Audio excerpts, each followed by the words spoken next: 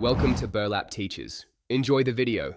You're about to cast to a Redmi TV. First, make sure both devices share the same Wi-Fi and the TV's built-in cast is enabled. On the TV, open Device Preferences and confirm Chromecast built-in or screencast is active. Now on your phone, launch the Google Home app or the System Cast feature, then scan for nearby devices.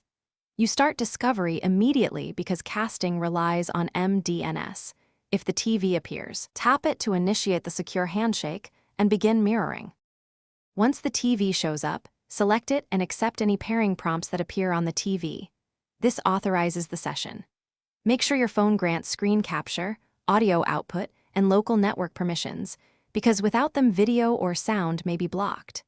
If your app or phone offers resolution or aspect ratio options, pick the one that matches the TV to avoid cropping. Also enable Keep Awake to prevent interruptions. These steps ensure smooth streaming and minimize lag or audio sync issues.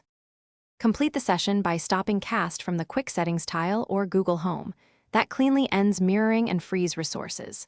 If playback is choppy, restart both the phone and TV, update the TV firmware and the Google Home or casting app, then try again.